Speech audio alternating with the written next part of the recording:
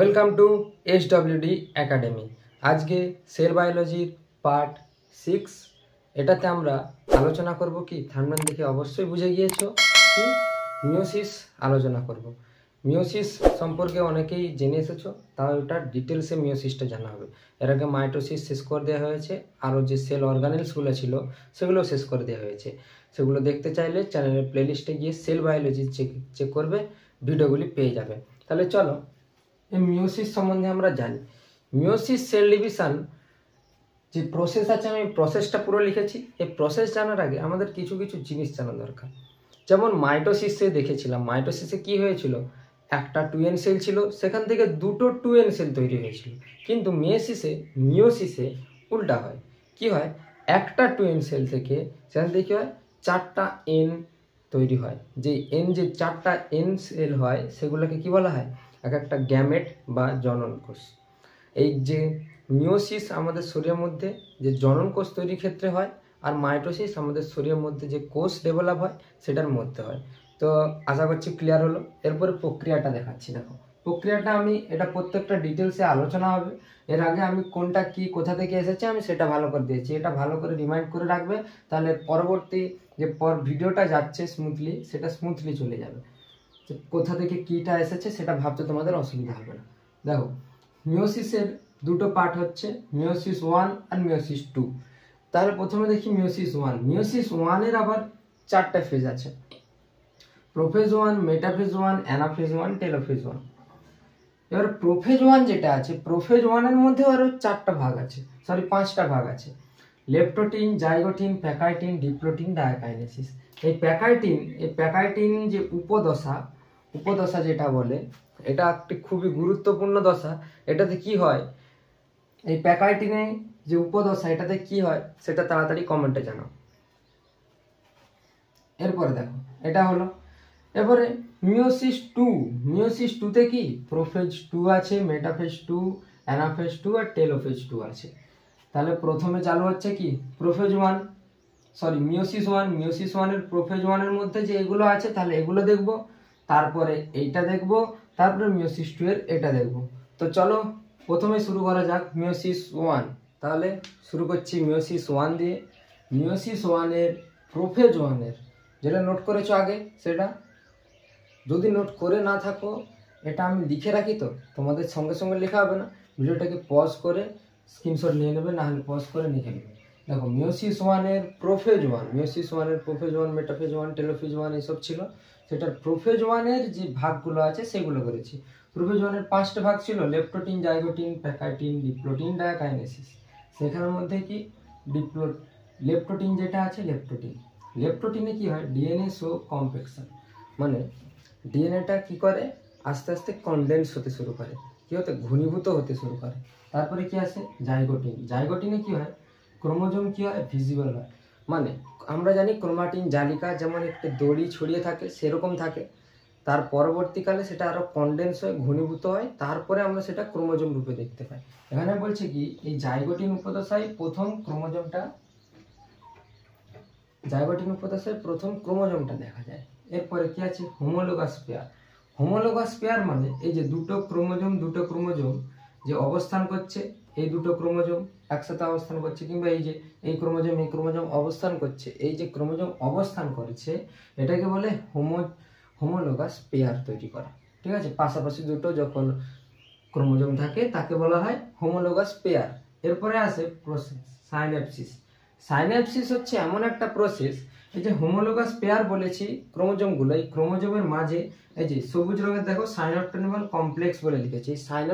সাইনোপ্টোনেমাল কমপ্লেক্সটা কিসে তৈরি হয়, এই দুটো হোমোলোগাস ক্রোমোজোমের মধ্যে। এই যে সাইনোপ্টোনেমাল কমপ্লেক্সটা তৈরি হচ্ছে, এই কমপ্লেক্সটা তৈরি হওয়ার যে প্রসেস তাকে বলা হচ্ছে কি সাইন্যাপসিস।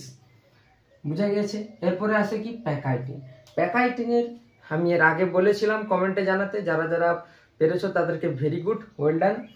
এরপরে দেখো এই প্যাকাইটিনে কি হয়, একটা বিশেষ ইনসিডেন্স হয় আমাদের মানে মানব শরীরে যে মিওসিস আছে, সেই মিওসিসের যে প্রধান সেটাতে একটা বিশেষ হয় কি ক্রসিং ওভার ঘটে। এই ক্রসিং ওভার ঘটার জন্যই আমাদের যে বৈশিষ্ট্য হয়, চারিত্রিক বৈশিষ্ট্য, এটা পরবর্তী প্রজন্মে প্রজন্মে বদলাতে থাকে। এরপরে তাহলে প্যাকাইটিনে ক্রসিং ওভার হয়। ক্রসিং ওভারটা কি হয় আমরা ছোট থেকে পড়ে এসেছি, এরপরে আরো একবার বলছি। দেখো, এই একটা ক্রোমোজোম, এই একটা ক্রোমোজোম, দুটো ক্রোমোজোমকে আলাদা আলাদা সাইন রং দিয়ে দেখেছি, কারণ কি, যাতে তোমাদের এই জায়গাটা বুঝতে সুবিধা হয়। কিন্তু এই যে যখন ক্রসিং ওভার হয়, দুটো একই ক্রোমোজোমের হয়, মানে যদি 23 নম্বর ক্রোমোজোম থাকে 23 নম্বর ক্রোমোজোমের সাথেই ক্রসিং ওভার করবে। এবারে দেখো, দুটো ক্রোমোজোম আছে, এই দুটো ক্রোমোজোমের যে ক্রোমাটিড দ্বয় আছে, এই ক্রোমাটিড দ্বয়গুলো কি হচ্ছে, একের ওপরে একের ওভারল্যাপ করছে, ক্রস করছে, এই জন্য কি বলে ক্রসিং ওভার। ক্রস করছে কি, ওভার করে ক্রসিং করছে। এরপরে কি হয়ে যায়, কেটে যায়। এই ক্রোমোজোমের যে ক্রোমাটিন অংশটা থাকতো, এখান থেকে এটা সবুজটার সাথে চলে যায়, আর সবুজের যে এই ক্রোমাটিন অংশটা ছিল, এটা লালের সাথে যুক্ত হয়ে যায়। নিশ্চয়ই বুঝতে পারছো এই জায়গাটা কি হয়েছে, যে এই ক্রোমাটিনটা এটার যেটা ছিল এটা এখানে জুড়ে হয়েছে, আর এটার ক্রোমাটিন যেটা এখানে একটা ছিল লাল রঙের, সেটা এটার সাথে জুড়েছে। এর ফলে কি হবে, এখানে যে জিন ছিল, এখানে যে জিন ছিল, সেটা কি হবে, অদল বদল হয়ে যাবে, তার ফলে চারিত্রিক বৈশিষ্ট্যেরও পার্থক্য দেখা দেবে। এরপর আছে ডিপ্লোটিন। ডিপ্লোটিনে কি হয়, ডিসলিউশন অফ সাইনোপ্টোনেমাল কমপ্লেক্স। সাইনোপ্টোনেমাল কমপ্লেক্স আমরা দেখলাম হোমোলোগাস পেয়ারের মধ্যে এক ধরনের আঠা জাতীয় কমপ্লেক্স দেখা যায়, সেটাকে বলা হয় সাইনোপ্টোনেমাল কমপ্লেক্স। এটার কি হয়, ডিপ্লোটিন যে উপদশা আছে সেটাতে কি হয়, ডিসলিউশন হয়, মানে আস্তে আস্তে এটা সরে যেতে থাকে। এবারে কি, ক্রোমোজোম টেন্ডস টু মুভ। এরপরে কি, ক্রোমোজোম মুভ করা চালু করে। এতক্ষণ ক্রোমোজোম আস্তে আস্তে কি হচ্ছে, এখনো হচ্ছে, কন্ডেন্স হচ্ছে, এরপরে কি ক্রোমোজোম মুভ করা চালু করছে।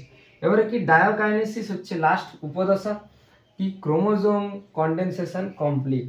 এই ডায়োকাইনেসিসে কি হয়, ক্রোমোজোম যে কন্ডেন্স হচ্ছিল আস্তে আস্তে, আমরা ক্রোমোজোম কম্প্যাকশন দেখিয়েছিলাম, সেটা থেকে কি হয়, আস্তে আস্তে ক্রোমোজোমটা কন্ডেন্স হতে থাকে, আর কন্ডেন্স হওয়ার লাস্ট স্টেজ হচ্ছে কি ডায়োকাইনেসিস। ওকে, তাহলে এটা হলো কি প্রোফেজ 1, এবারে প্রোফেজ 1, এবারে মেটাফেজ 1, টেলোফেজ 1, এরকম করে কমপ্লিট। এবারে আসি মেটাফেজ 1 এ। মেটাফেজ 1 এ হয় কি, আমরা মেটাফেজ 1 এ একটা জিনিস লেখা হয়নি, এই যে ক্রোমোজোমগুলো যে একটা জায়গায় অবস্থান করছে, এটাকে কি বলে, এর আগে আমরা পড়েছিলাম কি, ক্রোমোজোম মুভ। ক্রোমোজোম মুভ করা শুরু করবে। ক্রোমোজোম কোথায় মুভ করবে, যে নিরক্ষীয় অঞ্চল যেটা পড়েছি আমরা জিওগ্রাফিতে, ওই যে মাঝের দিকে কি হয়, ক্রোমোজোমগুলো আস্তে আস্তে নিজেরা পরস্পর থাকতে থাকে। এই যে এইটা আছে, এটাকে কি বলা হয়, মেটাফেজিক প্লেট। এই যে একটা প্লেটের টাইপের চালু মানে সৃষ্টি করছে, সেটাকে কি বলা হয়, মেটাফেজিক প্লেট। এই মেটাফেজিক প্লেটের সেন্ট্রিওল দুপাশে দুটো থাকে, আর অ্যাস্ট্রাল যেটা শুরু হতে থাকে, তৈরি হতে থাকে, সেটা এখনো কাইনেটোকোরের সাথে যুক্ত হয় না, কিন্তু স্টার্ট হতে থাকে। এরপরে অ্যানাফেজ 1 যেটা আছে, অ্যানাফেজ 1 এ কি হয়, যুক্ত হয়ে যায়, যে ক্রোমোজোমের মধ্যে যে কাইনেটোকোর আছে সেটার সাথে যুক্ত হয়ে যায়, এবং সেগুলোকে টানতে থাকে, সেন্ট্রিওল নিজের দিকে টানতে থাকে। তো টানছে, এটা সেন্ট্রিওল, এগুলো ক্রোমোজোম, অ্যাস্ট্রাল রে, এটা নিশ্চয়ই বুঝতেই পেরেছো। এবার আছে কি টেলোফেজ। এই টেলোফেজে তেমন কিছু হয় না, তাই যে মানে ইম্পর্টেন্ট যে ফিচারগুলো আছে সেগুলো লিখেছি। ডিকন্ডেন্স মানে ক্রোমোজোম আমরা পড়েছি যে একটা সুতোর মতো যদি এমনি চালানো থাকে, সেটা আস্তে আস্তে ঘনীভূত হয়, সেটাকে কি বলছে, কন্ডেনসেশন। এরপর ডিকন্ডেন্স মানে যে ঘনীভূত হয়েছিল সেটা আস্তে আস্তে এবারে ছড়িতে থাকবে। দেখো, ছড়ালে ওটাকে কি বলছে, ডিকন্ডেন্স। ক্রোমোজোমের ডিকন্ডেন্স হচ্ছে। এরপরে কি, মেক ক্রোমাটিন। ডিকন্ডেন্স যখন হয় সেটাকে আমরা কি বলি, ক্রোমাটিন। আর যেটা কন্ডেন্স অবস্থায় থাকে ডিএনএ, সেটাকে কি বলা হয়, ক্রোমোজোম। ওই জন্য বলে যাচ্ছি কি, মেক ক্রোমাটিন। এরপরে কি, endoplasmic reticulum, Golgi body, nucleus reappear. আমরা জানি প্রথমে যে প্রোফেজ দশা আসে সেখানে কি হয়, endoplasmic reticulum, Golgi body, nucleus, তারপর নিউক্লিয়ার এনভেলাপ, এগুলো কি হয়ে যায়, আস্তে আস্তে ভেঙে যায়। এরপরে কি হয়, যে টেলোফেজ, যে টেলোফেজ 1 হবে এটা, টেলোফেজ 1। এই টেলোফেজ 1 দশায় কি হয়, এগুলো আস্তে আস্তে আবার রিঅ্যাপিয়ার, আবার আসতে শুরু করে সেলের মধ্যে। এরপরে কি, তাহলে এটা মিওসিস 1 কমপ্লিট। এবারে মিওসিস 2, মিওসিসের লাস্ট স্টেজ মানে মিওসিস 2। মিওসিস 2 তে কি থাকে, 4টা ফেজ থাকে, prophase 2, metaphase 2, anaphase 2, telophase 2। Prophase 2 তে কি হয়, এর আগে আমরা পড়েছি কি, গলগি বডি, ইয়ার, নিউক্লিয়াস, এগুলো কি হচ্ছে, আবার রিঅ্যাপিয়ার হচ্ছে, আবার ঘুরে আসছে। এখানে কি হয়, আবার ডিসঅ্যাপিয়ার হয়ে যায়। ঠিক আছে, আবার ডিসঅ্যাপিয়ার হয়ে যায় কিসে, প্রোফেজ 2 এ। এবারে আছে মেটাফেজ 2। মেটাফেজ 2 এ কি হয়, কি গিয়েছিল, এখানে একটা ক্রোমোজোম গিয়েছিল আর একটা এখানে গিয়েছিল, যে সেই যে ক্রোমোজোম পেয়ারগুলো গিয়েছিল সেইগুলোর এবারে ডিভিশন হবে। এখানে একটা সেন্ট্রিওল, এখানে একটা সেন্ট্রিওল তৈরি হয়ে যায়, এখানে একটা সেন্ট্রিওল, এখানে একটা সেন্ট্রিওল তৈরি হয়ে যায়। আর মাঝে যে দুটো করে ক্রোমোজোম গুলো গিয়েছিল আগে সেটা আছে, সেটা কিসে গিয়েছিল, মিয়োসিস 1-এ গিয়েছিল। এরপরে অ্যানাফেজ 2, অ্যানাফেজ 2 কি হয়, এই যে ক্রোমোজোম গুলো আছে এই ক্রোমোজোম গুলোর একটা একটা সিঙ্গেল স্ট্র্যান্ডকে টানা হয়, মানে এক একটা ক্রোমাটিডকে টানা হয়। তার ফলে এখানে যে 2n সংখ্যক ছিল এখানে কি হয়ে যায় সেগুলো n সংখ্যক। এই যে এই ফেজটা এখানে 2n ছিল মানে 46টা ক্রোমোজোম ছিল, এখানে হয়ে গেল n মানে 23টা ক্রোমোজোম। এই যে ফেজটা হচ্ছে এই ফেজটার জন্যই মিয়োসিসকে হ্রাস বিভাজন বলা হয়। এটা একটা ইম্পর্টেন্ট কোশ্চেন।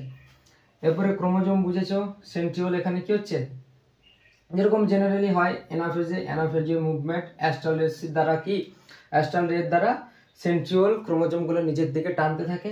এরপরে টানতে টানতে এক সময় দেখা যায় কি এই ক্রোমোজোম পেয়ার গুলো এখানে চলে এসেছে, এটা এখানে, এটা এখানে, তারপরে এটা এখানে চলে এসেছে। এর ফলে এক একটা কোষ সৃষ্টি করছে।